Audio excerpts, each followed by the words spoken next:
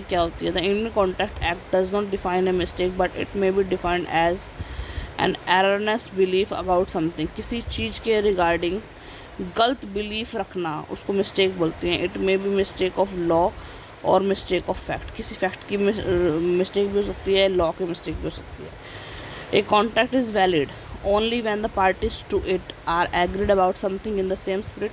दोनों सेम की कंसेंट से, सेम स्पिरिट से अगर वो उस चीज़ को करने के लिए तैयार हैं तो वह कॉन्ट्रैक्ट होता है, वैलिड होता है। If the concept of parties about an issue is not the same, अगर दोनों का कंसेप्ट सेम नहीं है और देयर व्यूज़ आर डाइवर्जेंट, उनके व्यूज़ उसके रिगार्डिंग अलग अलग हैं, डाइवर्सिफाई कर रहे हैं, the parties are not deemed to be agreement, तो उसको एग्रीमेंट के अंदर नहीं माना जाएगा। Such a situation is what is called a mistake, उसको हम मिस्टेक बोलेंगे।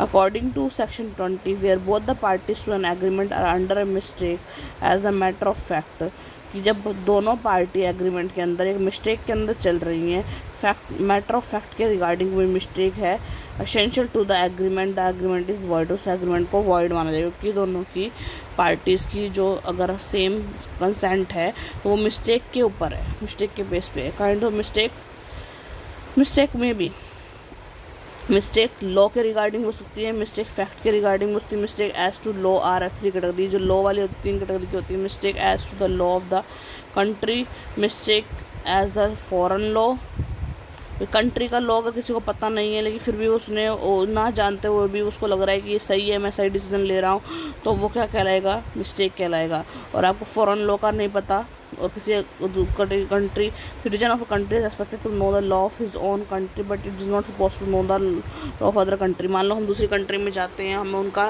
कानून नहीं पता, तो क्या होगा? वो मिस्टेक कहलाएगा।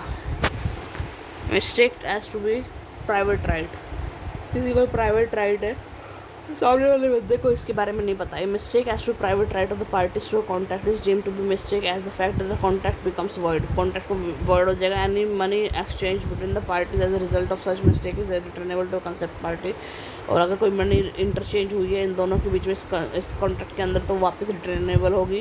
Consider example, A and B together take a loan of 2000 from C, A repay the account to C without the knowledge of B ने भी पे कर दिया है और ए ने भी पे कर दिया, उसको पता नहीं था बी ने पे किया है, तो सी यहाँ पर होगा कि जो अमाउंट 2000 रुपये है वो एक को रिटर्न कर दे।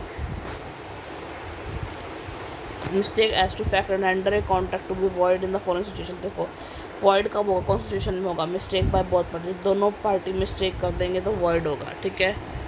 The mistake must relate to matter of fact essential to the contract, जो मिस्टेक है वो जो कॉन्ट्रैक्ट के रियल जो मैटर हैं उससे रिलेटेड है, जो असेंशियल है कॉन्ट्रैक्ट के लिए, तो वो क्या हो जाएगी? रिपोर्टेड हो जाएगी। Forms of mistake of facts की मिस्टेक वो थी हमारी लॉ की मिस्टेक, और ये होगी फैक्ट्स की। यूनिलेटरल मिस्टेक और bilateral mistake.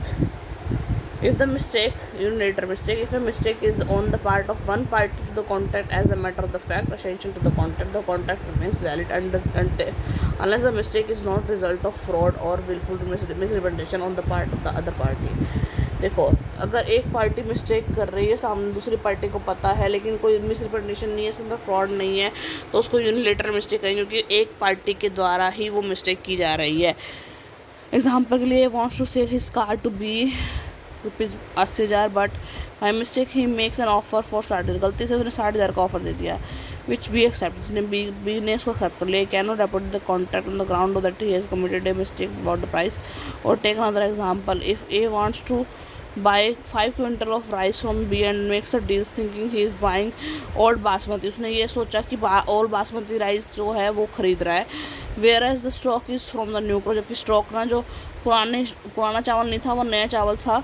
It will be a valid contract, ये भी वैलिड कॉन्ट्रैक्ट माना है क्योंकि वो चीज़ एक की मिस्टेक है, दूसरे की मिस्टेक नहीं है। लेकिन अगर एक पार्टी जानबूझ के फ्रॉड करती है, गलती से जो है मिसरिप्रेजेंटेशन करती है, तो फिर वो मिस्टेक मानी जाएगी और उसमें कॉन्ट्रैक्ट होगा वॉइडेबल माना जाएगा और आगे वो उसको हम रिपोर्ट कर सकते हैं। अब जो यूनिलेटरल मिस्टेक है कितने टाइप की होती है? Mistake as to person contracted with, देखो mistake as to person contracted with, जिसके साथ मिस्टेक की जा रही है, जिसके साथ कॉन्ट्रैक्ट किया गया है उसके साथ की गई है। A fundamental rule of law is that if one party makes a proposal to another with whom he wants to make contact and third party does not have the right to accept such proposal। देखो, अगर मैंने ए party को proposal दिया है तो सी party के पास ये right नहीं है कि वो उसको एक्सेप्ट कर ले, ए के पास ही राइट है। अगर ऐसा होता है तो यहाँ पर रेपुडिएट हो सकता है contract. Mistake as to the nature of a document sign. जो आपने डॉक्यूमेंट साइन किया था उसके अंदर अगर कुछ गलत मिस्टेक लिखी हुई थी और फिर वही आप फॉलो करोगे तो वो रिगार्डिंग भी मिस्टेक होती है, बायलैटरल मिस्टेक होती है जिसमें दोनों पार्टी मिस्टेक करती हैं। When both the parties to a contract are under a mistake as a matter of fact essential to the contract, it is case of bilateral. जब दोनों पार्टी किसी कॉन्ट्रैक्ट के मैटर को लेके अपनी अपनी राय अलग अलग सोचती है और मिस्टेक करती है उसके रिगार्डिंग, तो उसको बोलते हैं बायलैटरल मिस्टेक। बायलैटरल मिस्टेक के टाइप्स देखो। फर्स्ट है mistake as subject matter. When both the parties to a contract are working under a mistake related to subject matter the contract is void. दोनों को subject matter के regarding कुछ भुलेखा लगा हुआ है तो वो मिस्टेक होगी सब्जेक्ट मैटर के रिगार्डिंग और वो बायलैटरल मिस्टेक होगी regarding existence. The party believe the subject matter of the contract to be existence which at the time of the contract is not existent. कि अगर पार्टी बिलीव करती है कि subject matter contract के अंदर exist करता है जबकि जब कॉन्ट्रैक्ट हो रहा था वो एग्जिस्टेंट में नहीं था तो कॉन्ट्रैक्ट वॉइड माना जाएगा। Regarding identity, when both the parties are agreed about the identity of the subject matter, when one party intends to deal in one things and the other party intends to deal in another. दोनों की identity अलग अलग है। एक तो सोच रहा है कि हम इस चीज़ के अंदर, one party intends to deal in one thing, एक थिंग के अंदर जो इंटेंड को डील कर रहे हैं, दूसरी सोच रही है कि हम दूसरी चीज़ के अंदर डील कर रहे हैं, तो दोनों की आइडेंटिटी को डील करने की आइडेंटिटी अलग अलग है। टाइटल के regarding when the one parties to contract are not agreed to as the title of the subject matter the contract. Title of subject matter के रिगार्डिंग दोनों की अगर जो है जो मिस्टेक कर रहे हैं दोनों तो वो भी बायलैटरल मिस्टेक कहलाएगी। प्राइस के रिगार्डिंग एक को लगता है कि प्राइस 2100 बोला है, दूसरे को लगता है कि 1200 बोला है, तो दोनों के रिगार्डिंग प्राइस मिस्टेक है जबकि प्राइस 1800 रुपये था, तो ये होगा बायलैटरल मिस्टेक। अगर क्वांटिटी के रिगार्डिंग दोनों को ही मिस्टेक लगी, उसको लगा कि मैं 50,000 रुपये 100 क्विंटल के लिए दे रहा हूँ और उसको लगा कि मैं क्या कहते हैं 80 क्विंटल के लिए 50,000 रुपये दे रहा हूँ, तो दोनों के लिए मिस्टेक लग रही है क्वांटिटी के रिगार्डिंग। क्वालिटी के रिगार्डिंग उसको लग रहा था कि भाई मैं ओल्ड बासमती राइस ख़रीद रहा हूँ और उसको लग रहा था कि नहीं इसने सामने वाले ने न्यू क्रॉप के राइस मांगे हैं, तो दोनों क्वालिटी के रिगार्डिंग आ जाएगा। Mistake as to possibility of performance, mistake regarding performance की possibility when the parties to a contract believe the contract to be performed when it is not so. दोनों को पता है, दोनों को ये बिलीव करते हैं कि ये जो कॉन्ट्रैक्ट के अंदर जो एक्ट है वो परफॉर्मेबल है जबकि वो रियल में नहीं है, वो वॉइड कॉन्ट्रैक्ट माना जाएगा। फिजिकल इम्पॉसिबिलिटी होती है, लीगल इम्पॉसिबिलिटी होती है। फिजिकल इम्पॉसिबिलिटी वो रियल में वो हो ही नहीं सकता वो चीज़, तो इन केस ऑफ एक्सीडेंट और happening beyond the control of the parties which makes the performance of the contract possible.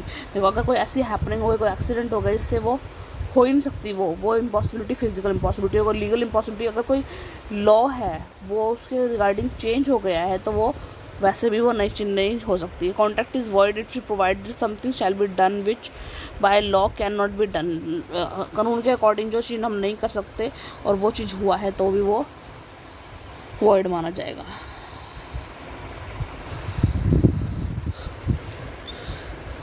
आगे है इफेक्ट ऑफ मिस्टेक।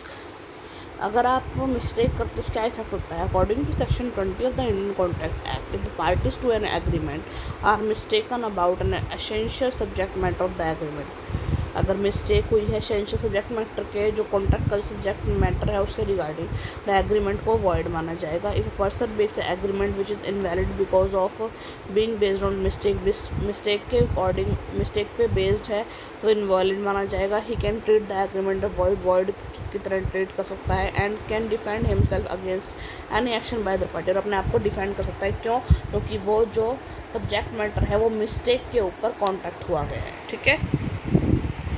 अब देखो effect of consent which is not free. देखो अगर आपने ऐसी सहमति लेकर कॉन्टैक्ट कर लिया है लेकिन वो फ्री नहीं थी कंसेंट, यानी या तो अनडू इन्फ्लुएंस के थ्रू थी, कोएरिजन के थ्रू थी, ठीक है, मिसरिप्रेजेंटेशन के थ्रू थी, तो वो वॉइडेबल हो जाएगा अगर सामने वाली पार्टी उसके ऊपर एक्शन लेती है तो। इन केस ऑफ फ्रॉड और deliberated misrepresentation the agreed party can affirm the contract if he thinks it is to his disadvantage. He can also make the other party legally bound to fulfill the terms of the contract. अगर आप fraud के through और deliberate अपने मन से जो misrepresentation करते हो तो सामने वाला उसको अवॉइड करवा सकता है और आपसे क्या कहते हैं लीगली बाउंड कर सकता है आपको कि जो भी है टर्म्स ऑफ द कॉन्ट्रैक्ट को फुलफिल करो। अगर फ्रॉड होता है तो agreed party has the right to reimburse any loss, जो भी लॉस होगा उससे रीएम्बर्स कराने का, जो डैमेज होगा वो लेने की राइट रखती है। The contract is also voidable in case of deliberated and wilful. Contract को वॉइडेबल माना जाएगा अगर वो जानबूझ के मिसरिप्रेजेंटेशन की गई है पार्टी के थ्रू, तब भी वो वॉइड माना जाएगा। तो ये था हमारा पूरा चैप्टर जो हमने इसके अंदर कवर किया। थोड़ा सा चैप्टर का जो लेंथ है वो बड़ी हो गई, 1 घंटे से ऊपर हो गया, लेकिन फिर भी हमने अच्छे तरीके से करने की कोशिश करी। आई होप स्टूडेंट आपको वीडियो अच्छी लगी हुई, आपका टॉपिक क्लियर हुआ होगा। अगर स्टूडेंट आपको वीडियो अच्छी लगी, आपको टॉपिक क्लियर हुआ हो, ज़्यादा मेरे वीडियो को लाइक कीजिए, शेयर कीजिए, कमेंट्स कीजिए, ज़्यादा मेरे चैनल को सब्सक्राइब कीजिए। कॉमर्स विद कनौजिया में।